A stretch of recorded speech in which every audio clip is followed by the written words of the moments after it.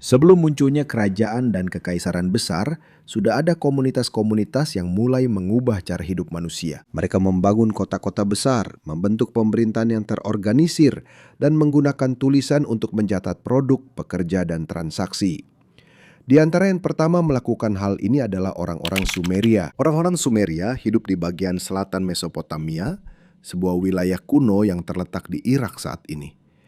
Kata Mesopotamia berarti tanah di antara sungai-sungai, karena di sana terdapat sungai Tigris dan Efrat. Di sini terbentuk kota-kota seperti Uruk, Ur, Lagas, Eridu, Kis, dan Nippur. Kota-kota ini tidak membentuk satu negara pada awalnya. Masing-masing menjadi negara kota yang terpisah dengan pemimpin, kuil, lahan pertanian, para pekerja, dan militer sendiri. Bagian selatan Mesopotamia bukanlah tempat yang mudah untuk dihuni. Hal ini karena hanya sedikit pohon dan batu di sana. Dan logam di sini yang bisa digunakan untuk membuat sesuatu juga sangat terbatas. Datarannya luas, dan banyak bagian tanah di sini dikelilingi oleh lumpur dan rawa. Meskipun demikian, sungai Tigris dan Efrat sangat penting bagi Mesopotamia bagian selatan. Karena kedua sungai ini menyediakan air dan lumpur subur untuk dataran mereka. Namun, aliran sungai-sungai ini juga bisa berubah dan menyebabkan banjir yang merusak. Oleh karena itu, para petani tidak bisa hanya mengandalkan aliran air secara alami.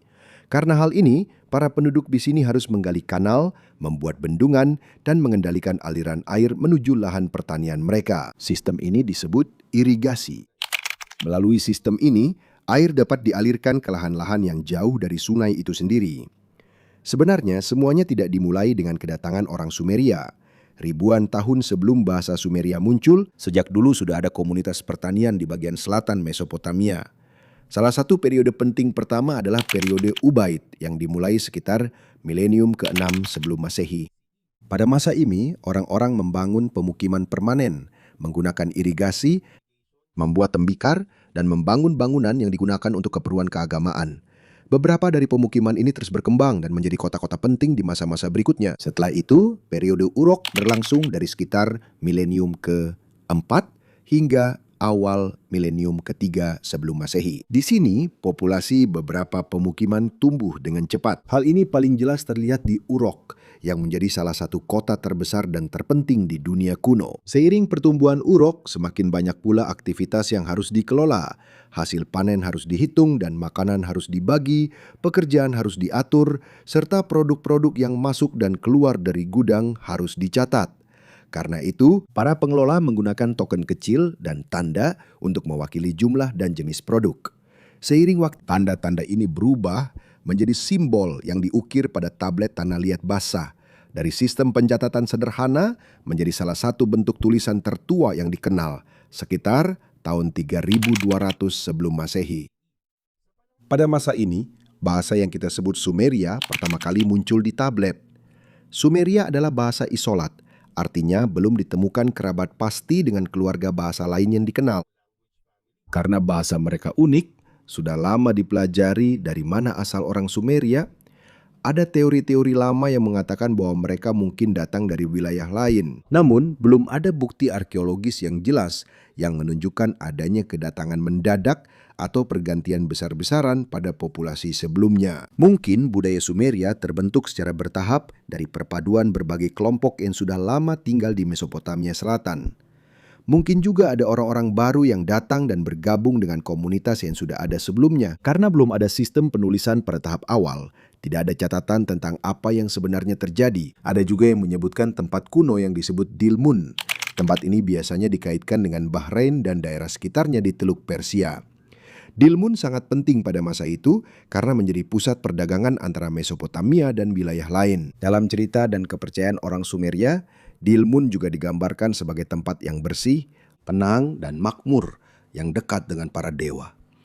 Namun, bukti arkeologis yang kuat tidak menyatakan bahwa semua orang Sumeria berasal dari Dilmun. Lebih jelas bahwa ada hubungan dagang antara Mesopotamia Selatan dan pemukiman di Teluk Persia. Faktanya, perdagangan sangat penting bagi perkembangan Sumeria. Karena tanah mereka kekurangan kayu, batu, dan logam, mereka harus mendapatkan bahan-bahan dari tempat yang jauh. Sebagai gantinya, mereka bisa menyediakan biji-bijian, kain, minyak, dan produk-produk lain yang dihasilkan di kota-kota mereka.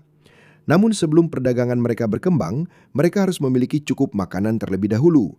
Disinilah irigasi menjadi sangat penting. Jika saluran irigasi terawat dengan baik, ladang jela yang luas bisa diairi, kurma, sayuran, dan tanaman lainnya. Jika hasil panen meningkat, tidak semua orang harus menjadi petani. Beberapa bisa menjadi pembuat tembikar, tukang bangunan, pekerja logam, pedagang, pendeta, tentara, atau pengelola. Ini disebut spesialisasi tenaga kerja.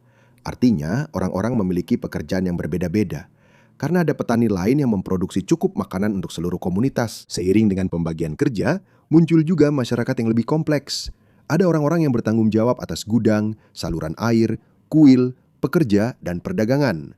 Perlu juga direncanakan siapa yang akan menggali saluran air, siapa yang akan memperbaiki penghalang yang rusak, dan bagaimana membagi hasil panen. Bukan hanya satu kelompok yang menciptakan irigasi di Mesopotamia. Irigasi ini dibangun dan dikembangkan selama banyak generasi. Namun, seiring bertambahnya populasi, semakin besar dan terorganisir. Kehidupan seluruh kota bisa terpengaruh jika saluran utama terbengkalai atau aliran air mengalir ke tempat lain. Karena itu, lembaga-lembaga yang mampu mengorganisir banyak pekerja menjadi sangat penting. Termasuk di dalamnya adalah kuil, yang bukan hanya tempat ibadah. Kuil juga bisa menjadi pengelola tanah, gudang, ternak, dan hasil produksi, serta orang-orang yang bekerja untuk kegiatan keagamaan dan ekonomi kota. Dalam pandangan orang Sumeria, kota dan tanahnya berada di bawah perlindungan seorang dewa utama. Uruk dikaitkan dengan Dewi Inanna, sedangkan Ur dikaitkan dengan dewa bulan, yaitu Inanna. Sementara itu, kota kuno Nippur adalah pusat utama pemujaan Enlil. Enlil adalah salah satu dewa terpenting dan terkuat bagi orang Sumeria. Karena Enlil sangat penting, Nippur memiliki otoritas keagamaan khusus. Meskipun kota ini tidak selalu menjadi kota dengan kekuatan militer terkuat, pengakuan para kuil Enlil oleh para raja sangat penting untuk memperkuat kekuasaan mereka. Pada masa awal, periode dinasti, sekitar milenium ketiga SMA, jelas bahwa Sumer terbagi menjadi banyak negara kota. Kota-kota tersebut berdekatan, namun sering bersaing memperebutkan lahan pertanian, jalur kanal, dan kendali atas perdagangan. Para pemimpin menggunakan gelar seperti MC dan Lugal. Makna pasti dari gelar-gelar ini berubah tergantung pada kota dan zaman. NC biasanya adalah pemimpin yang memiliki tugas administratif dan keagamaan, sedangkan Lugal secara harfiah berarti orang besar dan biasanya digunakan untuk seorang raja yang berkuasa. Tidak jelas apakah proses pemilihan pemimpin sama di semua negara kota Sumeria. Ada teks-teks kuno yang menunjukkan adanya dewan dan pertemuan warga, namun bukti tentang sejauh mana kekuasaan mereka masih terbatas. Seiring berjalannya waktu, para raja menjadi semakin kuat dan pewarisan kekuasaan dalam satu keluarga juga menjadi hal yang umum. Ada alasan yang jelas mengapa para raja menjadi lebih berkuasa. Ketika terjadi perang, banjir, kekurangan makanan, atau proyek besar, dibutuhkan seseorang yang bisa mengambil keputusan dan memberi perintah dengan cepat. Karena pemimpin memegang kendali atas militer, makanan, para pekerja, dan saluran air, kekuasaannya pun semakin besar. Perlahan-lahan kota-kota ini berubah. Kota-kota tersebut berkembang dari komunitas yang berpusat di kuil menjadi negara-negara kota yang dipimpin oleh raja. Dan seiring dengan perubahan ini, terbentuklah pasukan militer, pajak, proyek-proyek besar, dan pemerintahan yang lebih terorganisir. Namun seiring semakin kuatnya setiap kota, persaingan di antara mereka juga semakin sengit. Air yang memberikan kehidupan bagi Sumer juga menjadi penyebab perselisihan mereka. Menguasai sebuah kanal atau tanah subur dapat membuat sebuah negara kota menjadi kaya dan melemahkan negara kota tetangganya. Dari sinilah dimulai era para raja pertama yang dikenal, perang dan persaingan antara kota-kota Sumer. Pada masa ini, persaingan antara kota-kota Sumer mulai tercatat dengan lebih jelas dalam catatan tertulis. Dari sekitar tahun 2900 hingga 2350 sebelum Masehi. Mesopotamia Selatan memasuki apa yang disebut sebagai periode dinasti awal. Setiap negara kota menjadi lebih terorganisir. Kekuatan keluarga penguasa semakin kuat, jumlah tentara bertambah, dan kuil-kuil yang berfungsi sebagai pusat agama dan ekonomi menjadi lebih besar. Bersamaan dengan itu, hampir terus-menerus terjadi persaingan untuk tanah, air, dan jalur perdagangan. Salah satu dokumen terkenal yang membahas tentang raja-raja kuno adalah Daftar Raja Sumeria. Salinan terlengkapnya tertulis di Prisma Welt Blandel, sebuah benda tanah liat yang dibuat berabad-abad setelah masa yang digambarkannya. Daftar Raja Sumeria adalah daftar para raja yang pernah memerintah di Sumer. Menurut daftar tersebut, kekuasaan seorang raja berasal dari para dewa. Disebutkan juga di sini bahwa kepemimpinan berpindah dari satu kota ke kota lain. Pada bagian awal daftar, ada raja-raja yang dikatakan memerintah selama ribuan tahun.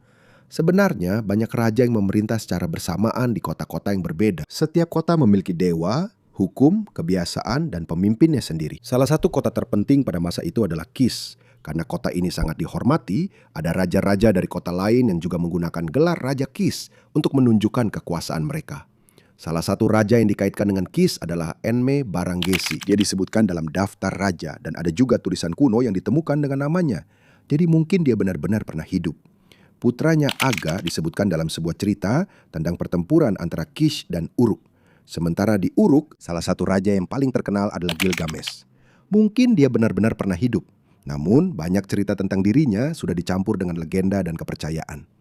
Di bagian lain Sumeria, Lagas juga menjadi sangat berkuasa. Dan salah satu rajanya adalah Eannatum yang memerintah pada pertengahan milenium ketiga sebelum Masehi. Dia memperluas pengaruh Lagas dan berperang melawan kota-kota tetangga. Salah satu bukti terpenting tentang masa pemerintahannya adalah Stele of the Vultures. Ini adalah monumen batu yang menggambarkan barisan tentara Lagas dan musuh-musuh mereka yang telah dikalahkan. Monumen itu juga menunjukkan bahwa bagi orang Sumeria, perang yang dilakukan oleh raja dianggap sebagai pertempuran yang mendapat izin dari dewa mereka. Bukan hanya keinginan raja akan kekuasaan yang menjadi penyebab perang, ini juga merupakan contoh penting dari perseteruan yang berlangsung lama antara Lagas dan Umma. Kedua negara kota itu bertikai karena batas sebidang tanah subur dan hak untuk menggunakan air bagi pertanian. Ada beberapa perjanjian yang dibuat dan penanda batas didirikan untuk mengatur perbatasan. Namun ketika kedua belah pihak tidak mematuhi perjanjian tersebut, pertempuran kembali pecah berulang kali. Ini menunjukkan betapa pentingnya lahan pertanian dan irigasi bagi kelangsungan hidup setiap kota. Ada raja-raja yang berhasil menaklukkan beberapa kota tetangga. Namun kekuasaan mereka hanya bertahan sementara. Ketika seorang raja yang kuat meninggal atau kekuatan militernya melemah, kota-kota bisa memberontak dan kembali merdeka berulang kali. Oleh karena itu, sepanjang periode dinasti awal, Sumer tidak pernah benar-benar menjadi satu negara. Dinasti-dinasti pertama terbentuk dan kerajaan-kerajaan yang kuat muncul, tetapi negara kota tetap terpisah satu sama lain. Dalam kondisi seperti inilah sistem politik dibentuk, yang nantinya juga akan digunakan oleh kerajaan-kerajaan berikutnya di Mesopotamia. Sementara para raja saling berperang, sistem yang membantu pemerintahan mereka terus berkembang. Dan inilah penulisan. Simbol-simbol pertama dimulai di Uruk sebagai cara pencatatan. Namun ketika memasuki periode dinasti awal, bukan hanya jumlah jelai, hewan, atau kain yang bisa dicatat di atas tanah liat. Para juru tulis menemukan bahwa satu simbol dapat digunakan dengan berbagai cara. Simbol itu bisa mewakili sebuah benda, sebuah ide, sebuah kata, atau sebuah suara. Karena itu, menjadi mungkin untuk menulis nama, gelar, kalimat, lagu, doa, hukum, dan cerita. Penggunaan bunyi sangat penting karena banyak hal yang sulit digambar. Alih-alih membuat gambar baru untuk setiap kata, juru tulis bisa menggunakan satu simbol yang bunyinya mirip untuk bagian dari kata yang ingin dia tulis. Ini disebut prinsip rebus. Ini mirip dengan penggunaan gambar mata yang tidak hanya mewakili bagian tubuh, tetapi juga bunyi yang bisa digunakan dalam kata lain. Perlahan-lahan, kemampuan menulis untuk mengekspresikan sesuatu pun semakin berkembang, namun juga menjadi lebih sulit untuk dipelajari. Para juru tulis harus menghafal banyak simbol, berbagai cara membaca simbol-simbol tersebut, dan urutan kata yang benar. Biasanya juru tulis menggunakan stilus yang terbuat dari bulu. Dia menekan ujungnya ke tanah liat yang lembut untuk membuat bentuk-bentuk kecil seperti ujung tombak atau wedge. Dari sinilah nama cuneiform berasal. Kata ini berasal dari bahasa Latin yang berarti berbentuk baji. Orang Sumeria tidak menyebutnya cuneiform, tetapi itulah istilah yang digunakan oleh para peneliti modern untuk sistem yang terlihat di tablet mereka. Cuneiform bukanlah sebuah alfabet. Simbol-simbol ini bisa mewakili seluruh kata atau satu suku kata. Bentuk dan penggunaan simbol-simbol ini juga berubah selama lebih dari 3.000 tahun. Lambat laun, cuneiform diadaptasi ke berbagai bahasa. Ini digunakan oleh orang Akkadia, Babilonia, Asur, Hitit, Elamit, dan masyarakat lain di timur dekat kuno. Melalui ini, dicatat pembayaran untuk para pekerja, pengiriman makanan, penjualan tanah, utang, surat, perjanjian diplomatik, hukum, himne keagamaan, pengobatan medis, dan cerita-cerita seperti epik Gilgamesh. Karena tablet terbuat dari tanah liat, banyak yang selamat atau terawetkan. Beberapa mengeras secara alami di tanah yang kering. Yang lain justru menjadi lebih kuat ketika bangunan tempat tablet itu disimpan terbakar. Berkat tablet-tablet ini, kita tidak hanya mengetahui nama-nama raja, kita juga bisa melihat berapa banyak makanan yang diberikan kepada seorang pekerja, produk apa yang dikirim oleh pedagang, dan masalah apa yang ditulis seseorang dalam suratnya.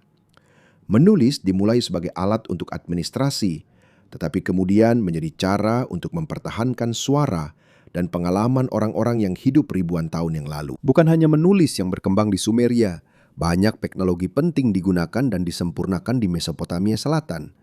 Namun tidak mudah untuk menentukan siapa atau kota mana yang pertama kali menemukan masing-masing teknologi tersebut. Banyak ide berkembang di berbagai tempat dan secara bertahap disempurnakan seiring berjalannya generasi. Dalam pertanian, orang Mesopotamia menggunakan bajak untuk membajak tanah. Ada bajak yang ditarik oleh hewan sehingga bagian lahan yang bisa disiapkan menjadi lebih luas dibandingkan jika hanya menggunakan tangan. Akhirnya, bajak penabur benih juga dikembangkan. Saat membajak tanah, alat ini sekaligus menaburkan benih ke dalam alur yang dibuatnya. Ini membantu mempercepat penanaman dan membuat jarak antar tanaman menjadi lebih teratur.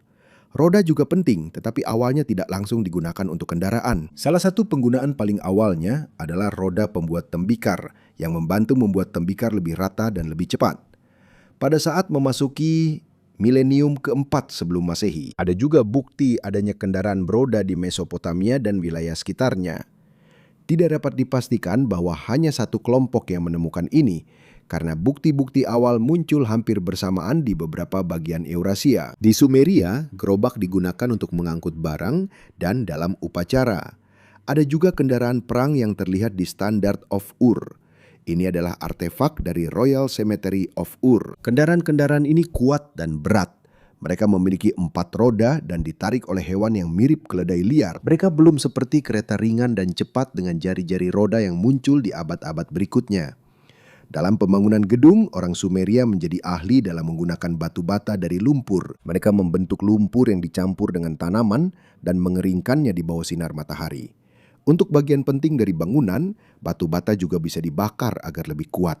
Karena batu bata lumpur mudah rusak oleh hujan dan air, bangunan harus diperbaiki secara rutin. Ketika kuil baru dibangun di atas yang lama, tanah secara bertahap menjadi lebih tinggi. Seiring berlalunya banyak abad, terbentuklah sebuah gundukan tinggi yang sekarang disebut sebagai tel. Para pembangun di Mesopotamia juga menggunakan lengkungan dan vault, yaitu cara menyusun batu bata untuk membuat pintu masuk yang melengkung. Namun, itu tidak berarti mereka adalah yang pertama menggunakannya di seluruh dunia. Namun jelas bahwa mereka sangat mahir dalam penggunaannya pada struktur yang terbuat dari lumpur. Kuil-kuil menjadi pusat kota. Pada masa-masa berikutnya dibangun menara kuil yang lebih besar dan bertingkat-tingkat yang disebut zigurat. Penting untuk diingat bahwa zigurat paling terkenal di Ur dibangun pada masa dinasti ketiga Ur. Itu terjadi beberapa abad setelah periode dinasti awal. Apa yang terlihat sekarang adalah bagian dari itu. Ini merupakan tahap yang lebih akhir dalam sejarah Sumeria. Kadang-kadang ini dikaitkan dengan kisah Menara Babel karena keduanya sama-sama digambarkan sebagai bangunan yang sangat tinggi di Mesopotamia. Namun tidak ada cara pasti untuk mengidentifikasi satu zigurat tertentu sebagai asal langsung dari cerita tersebut. Zigurat lebih jelas menunjukkan tentang organisasi masyarakat. Dibutuhkan banyak batu bata, makanan, pekerja, dan pengawas untuk membangun proyek sebesar itu. Jadi, ini juga menjadi simbol kekuatan kuil dan raja. Kalian para pengrajin dapat dilihat di pemakaman kerajaan Ur. Di makam-makam yang digali di sana ditemukan perhiasan, alat musik, wadah, segel, senjata, dan ornamen yang terbuat dari emas, perak, kerang, dan lapis lazuli. Banyak dari bahan-bahan ini tidak secara alami ditemukan di Sumeria. Lapis lazuli berasal dari wilayah yang sekarang dikenal sebagai Afghanistan. Kedatangan lapis lazuli di Ur merupakan bukti adanya jaringan perdagangan yang panjang dan terorganisir. Namun bersama dengan kekayaan mewah tersebut, terdapat pula pembagian sosial yang jelas. Sementara para raja dan kaum elit dimakamkan bersama barang-barang mewah, sebagian besar rakyat biasa hidup sebagai petani, pekerja, atau pelayan di kuil dan istana. Bir juga memiliki peran penting dalam kehidupan sehari-hari mereka. Banyak tablet tanah liat mencatat jelai dan bir sebagai bagian dari data untuk para pekerja. Tidak sepenuhnya jelas apakah pembuatan bir pertama kali ditemukan di Sumeria. karena fermentasi biji-bijian sudah ada sebelum kota-kota mereka berdiri. Namun, orang-orang Mesopotamia meninggalkan beberapa bukti paling awal dan luas tentang pembuatan, distribusi, dan pentingnya bir. Minuman ini biasanya terbuat dari jelai dan mungkin lebih kental daripada bir modern. Ada gambar orang-orang yang menggunakan sedotan panjang untuk minum dari wadah besar. Sedotan mungkin membantu agar ampas dan potongan biji-bijian tidak ikut terminum. Bir juga penting dalam agama. Siningkasi adalah dewi Sumeria yang dikaitkan dengan pembuatan bir. Dalam sebuah himne yang ditulis setelah periode dinasti awal, proses pembuatan minuman fermentasi digambarkan sebagai pujian untuk sang dewi. Ada juga resep kuno yang menggunakan lemak dan bahan alkali untuk membersihkan atau membuat obat. Namun sulit untuk menyebut semua campuran ini sebagai sabun modern yang sebenarnya. Bahan dan kegunaannya berbeda-beda, dan banyak tablet yang menggambarkan hal-hal ini berasal dari periode Mesopotamia yang lebih akhir. Kontribusi sejati orang Sumeria bukan hanya daftar panjang hal-hal yang diklaim sebagai penemuan pertama mereka. Yang lebih penting adalah cara mereka menggabungkan berbagai teknologi. Mereka menghubungkan irigasi, pertanian, tenaga kerja khusus, perdagangan, kuil-kuil, pemerintahan, dan penulisan. Karena inilah mereka mampu mengelola ribuan orang yang tinggal di satu kota. Namun, sistem yang sama juga memberikan lebih banyak kekuasaan kepada para raja dengan bantuan para juru tulis yang mencatat pajak dan para pekerja, dengan bantuan para pengrajin yang membuat senjata dan kendaraan, serta dengan hasil panen dari lahan pertanian yang luas. Kota dapat mendukung pasukan militer tetap. Jadi, penemuan-penemuan yang memajukan kehidupan di Sumeria juga memberikan para raja kemampuan untuk menaklukkan wilayah yang lebih luas. Tidak lama kemudian, ada seorang pemimpin dari kota Umma yang hampir menyatukan seluruh wilayah pertama. Namun keberhasilannya akan membuka jalan bagi seorang penakluk yang lebih kuat, seorang raja yang bukan penutur utama bahasa Sumeria dan akan mendirikan kekaisaran besar pertama di Mesopotamia. Namun demikian, seiring dengan berkembangnya tulisan dan pemerintahan, pengetahuan masyarakat Mesopotamia dalam bidang matematika juga semakin luas. Mereka menggunakan sistem angka yang berbasis 60. Angka 60 sangat berguna karena mudah dibagi oleh banyak bilangan. Ini membantu dalam pengukuran tanah, pembagian makanan, pencatatan produk, dan perencanaan bangunan. Dari tradisi ini, beberapa sistem yang masih kita gunakan hingga sekarang berasal, seperti 60 menit dalam 1 jam, 60 detik dalam 1 menit, dan 360 derajat dalam 1 lingkaran. Para juru tulis belajar menghitung luas ladang, kapasitas penyimpanan, jumlah biji-bijian, dan bahan yang dibutuhkan untuk konstruksi. Pada masa-masa berikutnya, para Babilonia semakin mengembangkan pengetahuan ini. Mereka mengembangkan pengetahuan ini ke bidang aljabar, geometri, dan astronomi. Orang-orang Mesopotamia juga menggunakan pergerakan bulan untuk membuat kalender. Biasanya terdiri dari 12 bulan. Karena tahun lunar lebih pendek daripada tahun matahari, mereka kadang-kadang menambahkan bulan ekstra agar kalender tetap sesuai dengan musim tanam. Hukum juga sangat penting. Salah satu kode hukum tertua yang masih ada di Mesopotamia dikaitkan dengan Ur-Nammu. Kode ini membahas masalah tentang kekerasan, cedera, pernikahan, properti, dan hukuman. Untuk menjalankan pemerintahan, diperlukan para juru tulis. Mereka mempelajari penulisan, matematika, hukum, agama, dan catatan administrasi. Mereka mencatat pajak, makanan, panah, pekerja, dan perintah raja. Namun, seiring berkembangnya pengetahuan Sumeria, konflik antar kota juga semakin intens. Pada akhir abad ke-24 sebelum Masehi, muncullah Sargon dari Akkad. Bahasa Akkadia adalah bahasa Semitik yang digunakan di Mesopotamia Utara. Komunitas penutur Akkadia dan Sumeria telah lama saling berhubungan. Menurut sebuah cerita yang ditulis berabad-abad kemudian, bayi Sargon diletakkan di dalam sebuah keranjang dan dihanyutkan di sungai. Ini adalah sebuah legenda tentang asal-usulnya. Dalam sejarah, Sargon pernah melayani Raja Kis sebelum ia merebut kekuasaan dan mendirikan ibu kotanya sendiri di Akkad. Sargon mengalahkan Lugal-Sagesi, pemimpin yang saat itu telah berhasil menguasai banyak kota di Sumeria. Setelah itu, ia menyatukan negara kota utama di selatan di bawah satu pemerintahan. Dinasti Akkadia memperluas kendalinya ke berbagai wilayah di Mesopotamia dan daerah sekitarnya. Para raja menempatkan gubernur, pejabat, dan garnisun militer di tempat-tempat penting. Karena itu, terbentuklah salah satu kekaisaran paling luas dan terpusat pertama dalam sejarah. Kekaisaran Akkadia mencapai masa kejayaannya di bawah Naram-Sin, cucu Sargon. Dia menggunakan gelar Raja Empat Penjuru dan menampilkan dirinya dengan status seperti seorang dewa. Namun, sulit untuk mempertahankan kekaisaran yang sangat besar. Harus menahan pemberontakan, melindungi jalur perdagangan, dan membiayai para prajurit di tempat-tempat yang jauh. Setelah Naram-Sin, pemerintahan pusat melemah. Pemberontakan semakin banyak, terjadi pertempuran di dalam dinasti, dan tekanan dari kelompok-kelompok di luar kekaisaran semakin kuat. Termasuk di antaranya adalah Gutian, sebuah kelompok yang berasal dari pegunungan di timur. Mereka menguasai beberapa bagian Mesopotamia setelah kekaisaran Akkadia melemah. Mereka digambarkan oleh teks-teks Sumeria berikutnya sebagai para penakluk yang membawa kekacauan. Namun kemungkinan ini juga merupakan bagian dari propaganda para raja yang menggantikan mereka. Kemungkinan besar ada banyak alasan runtuhnya kekaisaran Akkadia, termasuk diantaranya adalah konflik politik, pemberontakan, masalah perdagangan, masuknya kelompok-kelompok baru, dan kemungkinan kekeringan parah di beberapa bagian timur dekat. Akhirnya, Utuhegal, pemimpin Uruk, mengalahkan Raja Gutian terakhir yang diketahui. Namun pemerintahnya tidak berlangsung lama. Penguasa utama berikutnya adalah Ur-Urnamu, Raja Ur. Sekitar tahun 2112 sebelum Masehi, ia mendirikan dinasti ketiga Ur dan kembali mempersatukan sebagian besar wilayah Sumer dan Akkad. Ur-Urnamu mulai memperbaiki kota-kota, tembok kuil, dan kanal. Pada masa pemerintahannya, pembangunan zigurat besar Ur dimulai, sebuah kuil bertingkat besar untuk Nana, dewa bulan. Kerajaan semakin kuat di bawah putranya Sulgi. Wilayah dibagi menjadi beberapa provinsi dan dikelola oleh para gubernur, juru tulis, pemungut pajak, dan pejabat lainnya. Pemerintah juga menggunakan sistem yang disebut bala. Dalam sistem ini, berbagai provinsi mengirimkan biji-bijian, hewan, dan produk lainnya ke pusat sesuai jadwal yang telah ditentukan. Banyak sekali tablet tanah liat yang dibuat pada masa ini. Para juru tulis mencatat pajak, pekerjaan, tanah, makanan, dan pergerakan produk. Karena itu dinasti ketiga Ur menjadi salah satu pemerintahan yang paling terpusat di Mesopotamia kuno. Pada masa ini juga bahasa Sumeria kembali diperkuat sebagai bahasa pemerintahan, agama, dan sastra. Namun bahasa Akkadia yang menjadi bahasa sehari-hari yang digunakan oleh banyak orang.